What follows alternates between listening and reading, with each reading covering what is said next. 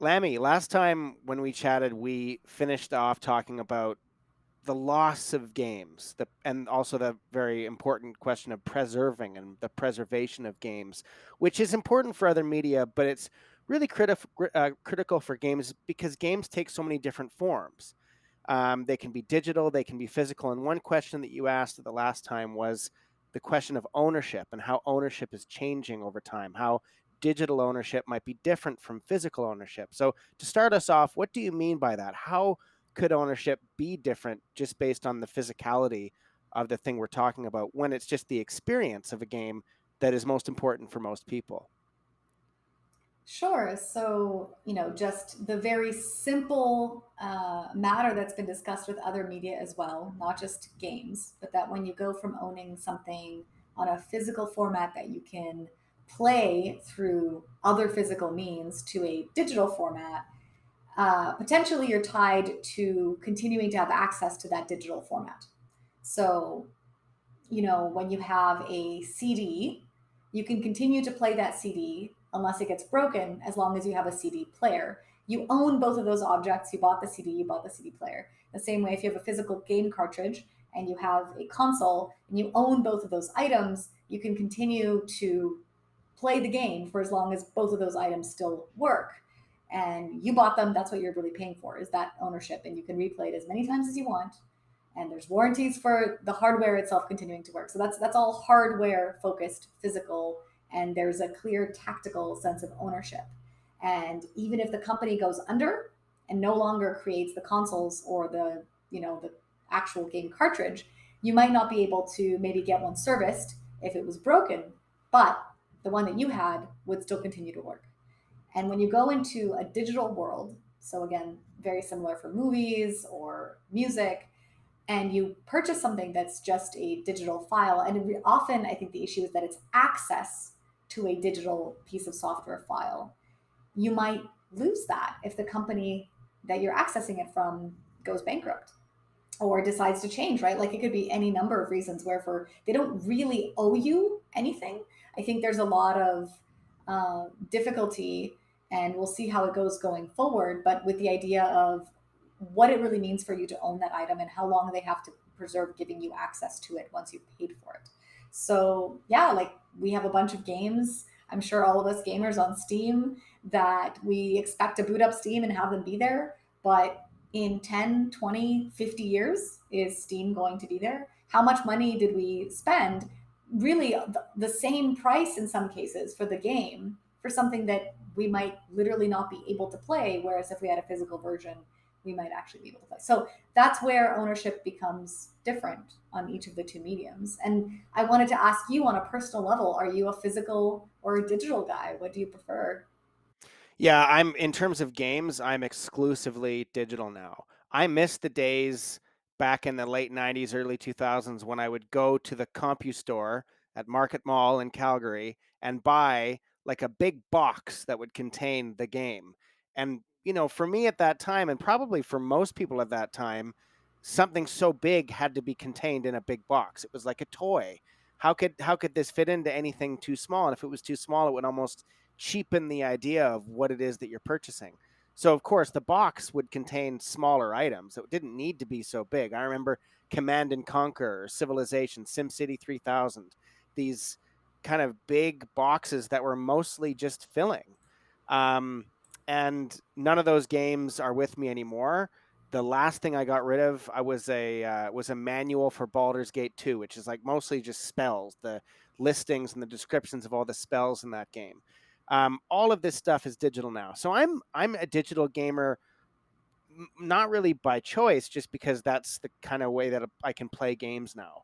I love the convenience of being able to download a game and not having to go to a store or waiting for it to arrive. Or, I live in a place where there isn't a game store anymore. I live in Whitehorse, which is only about 35,000 people. We're not going to be able to sustain the kind of um, infrastructure for shipping thousands and thousands of physical games. So the digital infrastructure is a very good thing for people like me, and probably just for convenience for most people. But to your question of do I miss it? Yeah. I really enjoyed the physical collection of games, and I do share the fear that one day my digital interaction with games will no longer exist. That one day it just won't come on anymore. Nothing is permanent, and I guess I fear that. And it's the same. I do collect physical books. I love watch or reading books in a physical form. I've spent almost no time reading books on an ebook reader. I do listen to audiobooks, and those are ephemeral for sure. But there's something about a physical book that not only feels good to read, but I know is still the way it was when I first bought it. It hasn't changed. No one has gone into the back end and changed a few of the words to be politically correct, for example. You know, there's a lot of pressure on anyone who makes an entertainment product to keep up with the times. Something that was not offensive or even considered 5 years ago today might be offensive and is therefore changed. I want to read the original, recognizing that it's offensive, recognizing that people might have a problem with it. Wouldn't we rather have the original to be able to and consider ourselves wise enough, brave enough, smart enough to interpret that, regardless of the offense that may be taken by some people today, rather than constantly painting over something and maybe therefore losing the essence of it? I think games may fall into the same category. But there's another issue here, which is we talk about permanence, right? If we have a physical game, it's going to last forever. Well, that's not true. Physical objects don't last forever. And I don't just mean this philosophically. A CD or DVD, if it's well made, is going to last decades, but most of them are not well made. It's only going to last about 10 years before it literally starts to degrade, regardless of what you do with it, regardless of what kind of container you put it in, the temperature control of the room. Physical objects don't have permanence either. So I wonder, and let me a second play devil's advocate to both of us, because I think we're both on the same page of the importance of preserving culture and art and entertainment and games. But do we kind of need to let go a little bit and recognize that nothing is permanent, nothing ever, and that this urge to collect and contain and hold on to experiences and the objects of those experiences is not only futile but maybe getting in the way of our own experience and our joy. The history question is another thing. Just putting that to the side for a second, do we need to maybe do we need to relax given that nothing is permanent at all? I mean, yes, definitely agree with that. I think the issue that I see isn't even about that letting go or the permanence, it's what you're paying for. So I completely agree that physical forms also degrade. And like I said, you could break it. There could be a defect. It could just wear out naturally over time. But I think that when you're buying a physical object, you know that you're paying for whatever lifespan that the inherent physical object has, as well as how well you take care of it and how much you use it. So there's an understanding built into the price of the object of how long it's going to be used for. And I think this is the difference that happens with digital that people get so worried about when we spend the same amount of money and we pump, billions of dollars into an industry where we're really at the mercy of the investors and the stock market for some of these companies. Because if the company goes under, in that moment, we lose access to everything. And I think it's especially true for something like Steam or these services that give you access to lots of different games where you're essentially buying all different producers and developers games in one place. And really they're just giving you access to something that is code. And it's not so much about the ephemeral aspect of either the game or a physical version. I think for me, morally, the question that arises is I am putting trust that my money is going to have the same worth as if I purchased maybe a physical copy. When I purchase a physical copy, I know that it's me and my care of the item and just inherently how long it's supposed to last that will affect the price that I'm essentially paying for it. And I think you see things like with the Nintendo Switch, there's a huge outcry over the Joy-Con drift, the issues that the Joy-Cons have. And that's a physical product that is wearing out over time. But there's a backlash because the expectation of the market is that it shouldn't have worn out that quickly. That therefore makes it defective at the price they paid for it. You could argue that, well, no, that's just the lifespan of this item. But we've decided this seems unreasonable compared to other products in the market. So I think that that's where digital is weird. It's not at the mercy of something that you can quantify easily. Something can change that is completely out of the consumer's hand and make them lose access to things that they paid, right? So there's this weird thing where you're paying for something, but tomorrow it could be gone. And that is a strange economic interaction, right? It gets into that weird Kickstarter level that we were talking about in early access, which is why it came up last conversation, which is like, how do we feel about that? How do we feel about paying full price or maybe even less? Or where is that line? How should we be pricing and how should we be valuing? And then there's also the difference between buying it from the developer themselves versus investing into, essentially a system like Steam or Epic Games or something where it's actually access to lots of different games you could lose. It's not even just, okay, it's one game file downloaded that hopefully will play on my computer, but that will live forever anyway, right? You can buy, and there are ways to buy just the game itself and have access to it. And that's almost the same as physical. The only difference being that if wherever you stored it dies, you will lose access potentially, and you might not be able to access it again. But I think that's where the question comes for me. So then a question to you would be, do you think that digital games should cost the same as physical games? Well, I don't know. That's a good question because I don't. On the one hand, from my personal experience, I don't care how much a physical game is going to cost because I'm not going to buy it. And a digital version of a game should cost less if they're also producing a physical version because they don't have to do the production of the physical copy of the game. But at the same time, to liberate companies or sorry, let's just say to liberate developers from the need to produce CDs and casings and manuals and boxes and the whole shipping stream of that allows them to focus on other things, allows them to put their capital expenditures into other things. It also allows them, as we all know and benefit from, to constantly update a game too, right? To have the experience, and some people will argue that games are becoming GaaS, GaaS, games as a service, like software as a service, something that you don't buy a one-time only thing. You buy essentially a subscription, whether it's to PlayStation or a particular developer that you like. And a lot of developers are getting into this territory. They're saying you can have all of our games unlimited for $9.99 a month or whatever it is. And more people are saying, well, that's for me, that's a deal because I play tons of this stuff and it would take me years before I finally spent more on the subscription than I would on the actual the games themselves. So I don't know the economics of it and what I would be willing to do, but I'm not buying physical games and I'm reaping the benefits of a world in which the games I play are constantly being not just updated, but improved, built upon. The love that goes into games year after year after year, single player and multiplayer, is incredible. So that's a bit of a devil's advocate too, though, because I still completely understand where you're coming from and don't want to be shafted when one of these companies or all of these companies, frankly, go out of business. Or if the internet just is gone for a little while and it comes back and, oh, that's all gone, all that stuff is no longer available to us.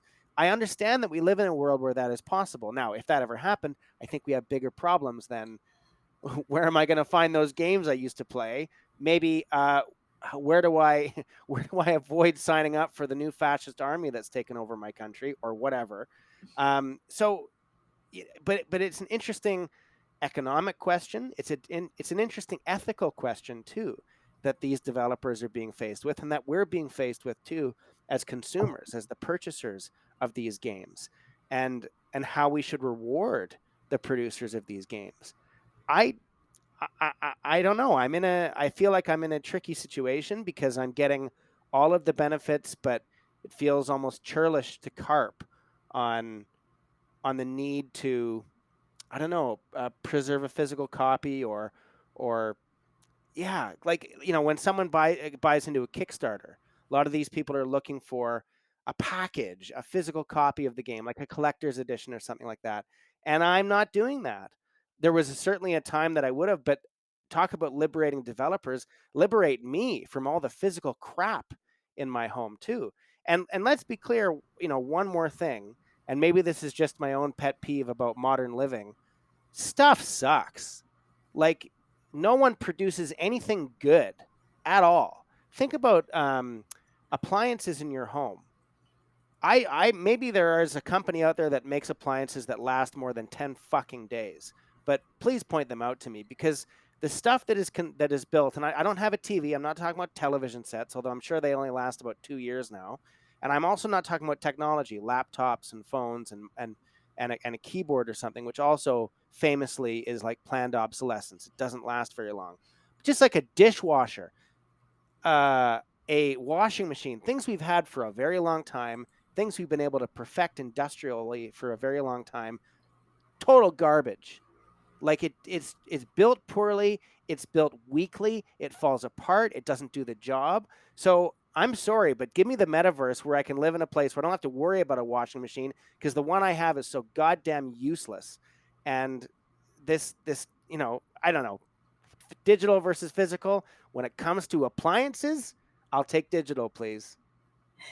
Okay, let's take that argument you just made and try to bring it back to gaming, because when you said that all the stuff that gets made is crap, is worse, I actually want to challenge that and say that my experience is that digital has meant that we've been pumping out much more crappy games, and also having this junk now pile up in our gaming libraries in a way that I think when we had physical, you could argue that, those manuals and that case and just going to the store and getting excited and lining up before the store opens because you want to get there day one and you want to get that pre-ordered copy and pick it up, and you get there and you spend the whole day as a little kid on your living room floor flipping through the manual, and there's no way to figure out how to do anything unless you read the manual because there's no tutorial and Yeah, no forums to read on.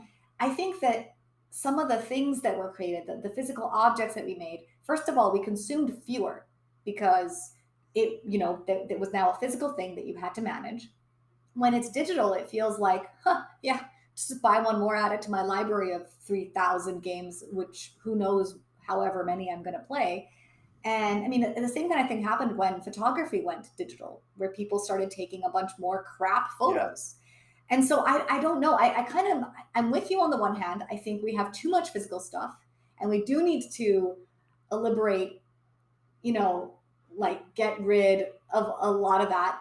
But with digital, it seems like much easier to fall into the trap of too much stuff, and it seems crappier. It's, yes, a lower barrier for entries for developers to get in. What that means is you get a bunch of developers who are just cash grabbing simple kind of games that have no real fun ability, but you buy it and you only learn that later. So I don't know. I feel like people talk about a lot about how their Steam libraries just have thousands of games that they're never going to play, and how you feel like it's so easy to buy this digital copy. And I know because, I haven't talked about it yet in terms of digital or physical for myself. I definitely balance the two. I think that there are pros and cons to each. And for me, for big games that I care a lot about, I will always buy physical.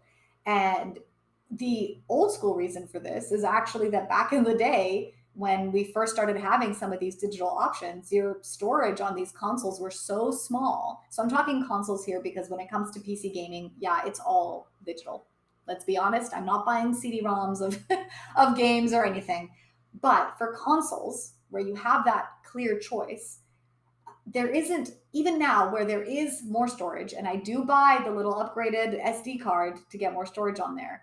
There's that little part of me that wants to conserve and preserve and not waste too much space because I don't want to constantly be uninstalling games to install new ones. So I will buy the big games that I care a lot about physically. I enjoy having the physical object for something that I know I really waited a long time for and I pre ordered and I'm excited about.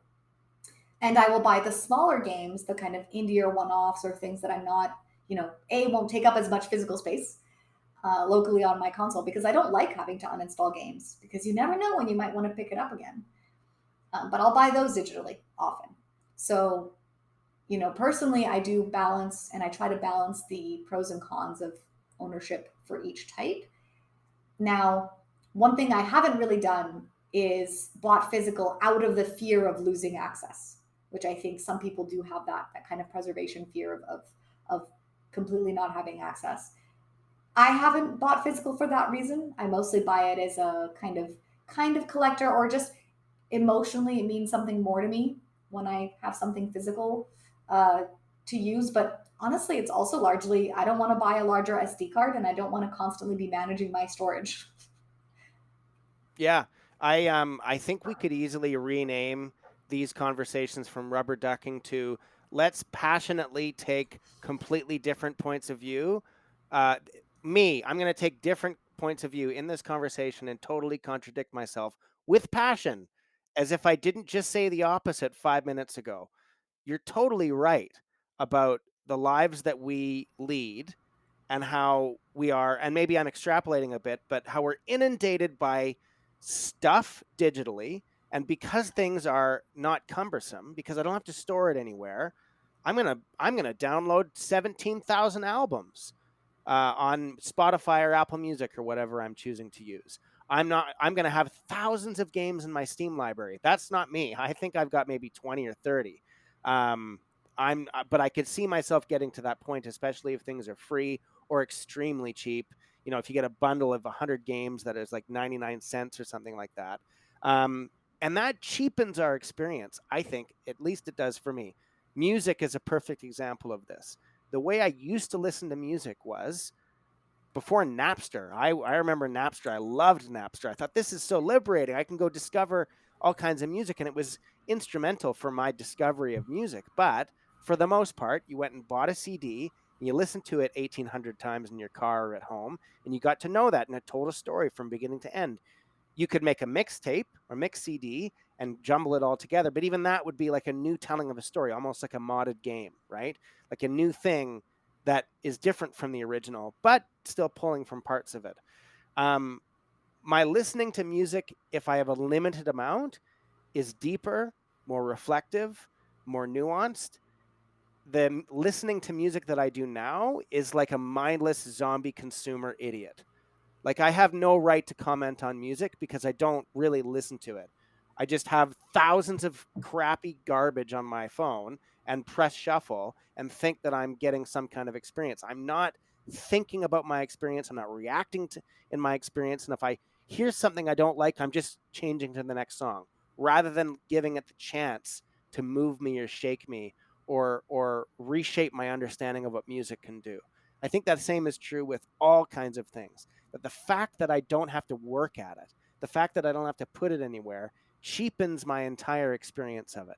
So maybe my experience with games is likewise cheapened because not just because of the box or where I'm going to put it or whatever, but I don't have to really think about it. I just, oh, yeah, I'm collecting another one. It makes no difference. I can have thousands of games if none of them are downloaded, and I can feel some sense that I own them. But do I own them? I have no interaction with them. There are games in my Steam library I've never played, partly because I have to play them on Windows, and I'm a Mac user, so kill me. Um, Actually, PCs suck too, and that's another conversation. Anyways, uh, um, but there are games I have that I've never played that I intend to play at some point. So, in what universe could I say that I own these things? That I have that I could that I, what is it? Some kind of collection contest? I'm not a stamp collector, and I never have been, and that's not my relationship to games. And yet, I'm almost forced into it because of the ease of it. And so, anyways, I just wanted to passionately tell you that my comment before about how wonderful the digital era is total BS, and I'm on the other side of it. So can you please move me to another contradiction with your next statement or question? Anytime, I'm ready. Sounds good. I think just quickly, just because we haven't really touched on all of the pros and cons, there's probably more. I'm just going to try to rattle off some things off the top of my head for me that I think of when I think of physical versus digital. So, one of the pros of physical, like we're talking about, is this potential ownership. I don't think there's any way you can get around it. It's a sort of normal ownership structure of a good. Like we understand what it means and what you're paying for. I think that that's clear compared to a digital product that may or may not exist in the next day. So that's a pro for physical. I think another pro is obviously the collection aspect that people really love. They love having a physical thing to collect. Not really me. I mean, I do like having the game to collect, but some people really care about the boxes and the manual and all of that.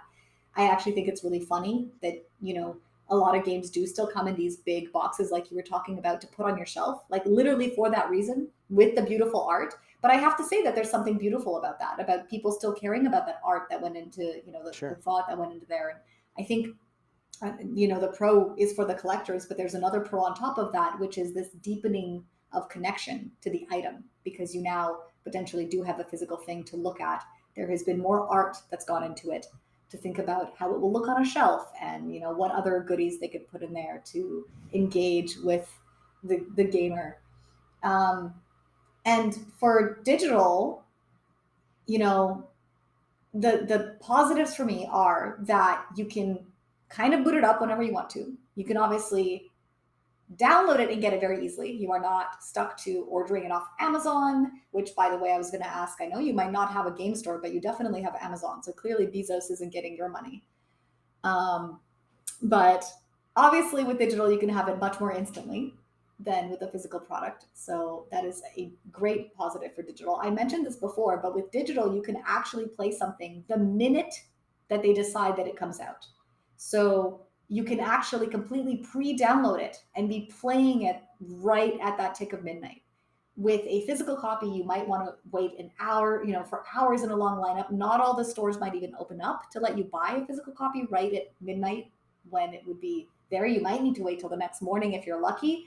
And then you still need to get it home and actually start playing. So digital has the benefit of playing sooner if that's something that matters. And of course, you don't have to swap cartridges. So there isn't that time in between, and you don't have to store the physical copy. But like we said, for digital, you have to worry about potentially losing access to this thing that you thought you had access to, potentially being tied to the internet.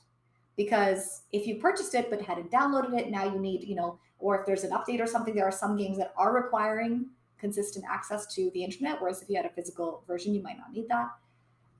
So there's this potential need for internet, at least to originally download it.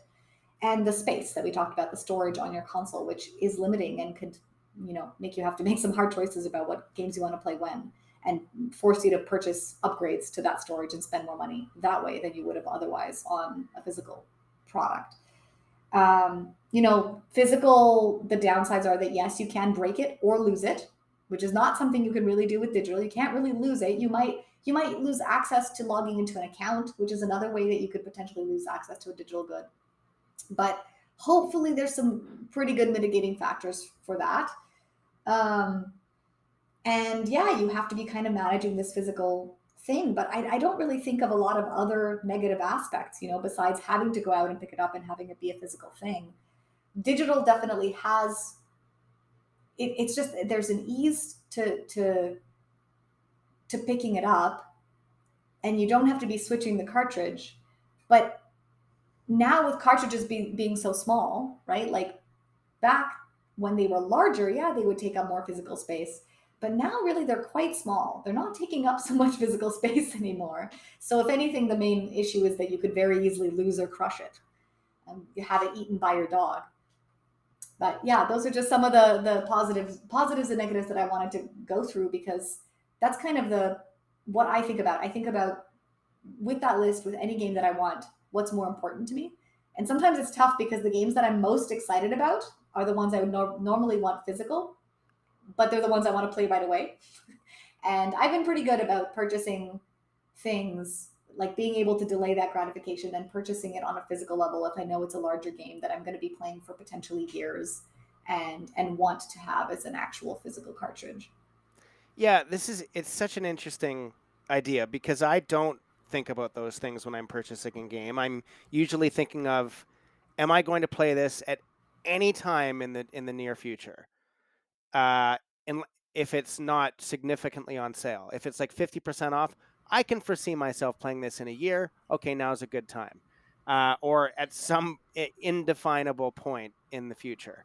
Um, yeah, is it worth? Can I actually see myself playing this, as opposed to, oh, I've heard a lot about this game, I'm going to spend 10 minutes playing it just to get a feel of it. Will I actually spend some time in this and enjoy myself or get something good out of it? That's the rubric that I'm approaching a game purchase decision from. I almost never think, well, I'd never think physical or digital. I'm not a console gamer, and would be, I'd have to remind myself there is an option here for a physical version of this game, but I don't know where I would put it. I have not built my life to collect such things anymore. And maybe I should. Maybe I should consider this. But if I'm gonna think about this conversation from a developer's perspective, a designer's perspective, where do I want to be spending my time designing and developing games? I'm not saying that the physical aspect is not interesting. It's fascinating. There are rock and roll bands that continue to put out vinyl records because they simply want to design a really cool piece of art for the front, back, and inside of their record. And that's wonderful. For many, that's a big part of the experience. Um, what truly am I making, though, as a designer, as a developer? Most people would say that I'm making an experience. The vehicle for that experience might be a cartridge which contains a game which gives the experience to the player. The experience has story, it has character, but really it's a feeling that what you it's the feeling you have when you're in it, and the vehicles that I have to give that to you. Um, does it matter again? Just in the confines as a designer or a developer, does it really matter for me how you get that? If you download it, if you have to purchase a little cartridge somewhere, if you have to, wait 6 months until you can get to a good internet connection to get this game, to put it on your computer, to save it, to unplug your computer to make sure that it's saved forever. Does that matter to me as a developer? Maybe. Is it affecting my decisions in the process? Maybe. A corollary here actually is Dungeons and Dragons, which is a tabletop, real in-person role-playing game, which now can be played online quite easily. I have books for Dungeons and Dragons. I have all of the core rule books for 5th edition. I've got a bunch of other books, that I can read if I'm building a campaign or building a one-shot or whatever. But I have to say that 95% of my time in Dungeons and Dragons has nothing to do with the book. It's looking stuff up online. It's playing with players at the table. I've built maps and stuff on paper, like total garbage, pen and paper with plastic tokens. Like I don't have much of a physical collection for Dungeons and Dragons, even though I like to play in person. So, what is the experience that Wizards of the Coast, who owns D&D, is giving to me? They're giving me an experience through the vehicle of the internet, through the vehicle of these books that I bought, through the vehicle of conversations that I've had and games that I've played with other people who have this experience. But they've provided an experience over decades that now, if the internet shuts down, all the books are burned, you and I could still sit in front of a campfire and play this game. Even if we didn't even have pen and paper, we could still play this game and have the experience. Is that something a game designer or developer could do for video games? Well, I mean, the answer is probably in the word there, video game. So probably not. But is there is there a connection there? Is there a way that we can create experiences that outlast these vehicles, whether it's a cartridge or a download? And I guess for you, is there an example of a game that goes beyond that, that outlasts these Mhm. either physical or digital elements of ownership? Yeah, I think there is. And I wanted to dig into that, into what you were talking about, not really needing to engage with the physical game and not really caring about the manual or the art on the box, because maybe I'm just guessing here, this speaks more to the types of games that you play, because they're just not the types of games where, although this is interesting because maybe you want to make totally different styles of games, but you play a lot of games that aren't story focused, in that they're not delivering the story, they're delivering the sandbox where you get to tell your story. And so it's a lot about mechanics in many ways, just because they're these big strategy games. And there isn't a lot to latch onto in terms of maybe that artistic, emotional attachment to a game. And maybe that's why you don't feel so strongly about it. Because I was actually going to ask you, right? With books, you obviously said you prefer physical. There's something just romantic, right, about holding that thing that let you experience something that might have changed your whole worldview. And I have games that have done that for me.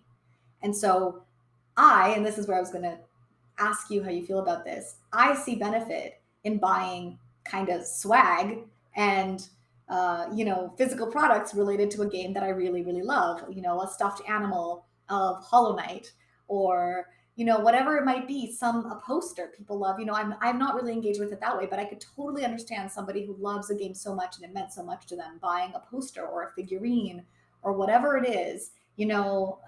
Artie bought me a little Hollow Knight book that was created after the fact that detailed every single monster and was kind of has some lore implications in the game of one of the characters describing all of these bestiary entries. But it's totally unnecessary. I honestly haven't flipped through it that much, but I enjoyed receiving it.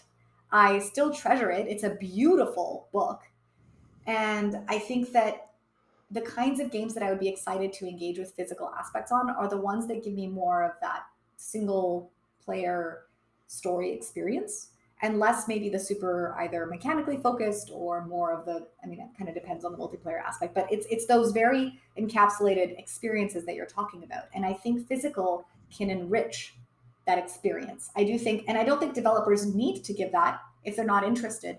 But I think what I was going to ask you, besides, could you see yourself enjoying some themed video game swag if you really, really love the game and the game touched you? But I would also ask you, as a developer, if you had a community of people that so loved your game that they were begging you, because this has happened, where the community has begged developers for a physical release because they so loved it, they wanted, there's this group of people who wanted it.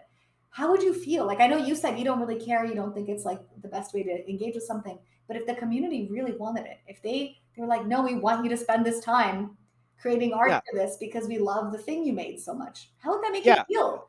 But it would feel great, and I would do it. I would have no problem with that. Um, I I don't. I'm not opposed to this stuff. It's just not what I personally am doing with my time, right? But I would totally be okay with that. But I think you also have to remember in this conversation that it's not really the type of game that I'm playing. It's not even really the way in which I play games. It's just me, right? Like, here's a question for you. Do you know that shirt that I have that has the big logo right here, just underneath the collar?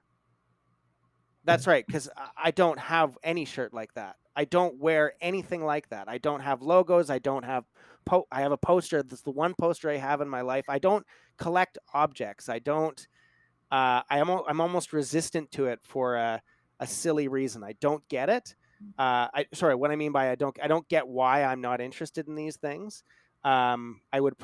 I remember we said this in a very early conversation of rubber ducking. I said I probably would enjoy things more if I allowed myself to, but for some reason I resist this notion and just stay in my narrow cubbyhole of understanding what a game is. So I'm not opposed to it. I just, for whatever reason, this is the way in which games appeal to me. It's entirely in my own mind. But again, going to the CompuCenter to buy Civilization 2 when I was 15 years old or whatever it was, um, those meant an enormous amount to me, those boxes of games. I was never a console gamer after Super Nintendo, so there were a few Nintendo games that meant something. But I remember I had a little hutch across from my computer station at home at my mom's house, where she could look over my shoulder and see everything that I was doing. I'm amazed that I played any game in front of her at all ever, because it would have been so embarrassing, but I did.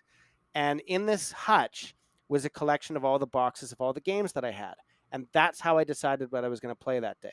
That's how if I thought, oh, I'd like to play a game, I would open the hutch and look through them and look at the manuals and open the boxes. That was the trigger.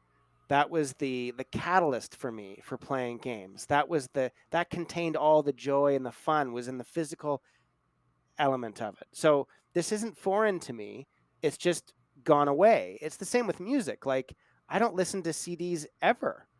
I plug in my phone to my own detriment. I recognize to my own detriment. Um, but it doesn't mean that it's impossible for me. Uh, So, but why? Why books then? Why have the books kept to a physical medium? Yeah, maybe the books are going to go too because I mostly now listen to audiobooks, and that's becoming my predominant way of imbibing literature is audiobooks. So maybe there will come a time pretty soon where I'm like, ah, just get rid. I have hundreds and hundreds of books on bookshelves at home, and maybe I'm going to get rid of them all. Like, God, I hope not. I really hope not. Um, a lot of them have personal sentimental meaning to me, but most of them are almost a promise or a wish to read in the future. I say that I prefer sitting down with a book in my hand and flipping through it, but that doesn't mean it would be impossible for me to not go over to an ebook and say, "Oh, this is much better." But right now, just the flipping back and forth and pausing on a page, it all makes more sense.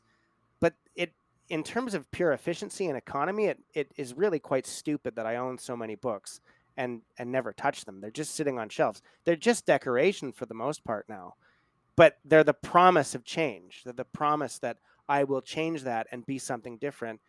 If the internet cuts out, what a wonderful day because I'll start reading books again, or whatever. So, yeah, I don't have a satisfactory answer to that.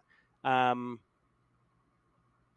yeah, maybe some of the books that I own should be replaced by games and boxes and records and CDs, and to go back to that. But it feels like I'm just accumulating stuff to be unused because my normal way of accessing most of this stuff now is digitally. So Do you think you're finally ready to talk about Outer Wilds next time?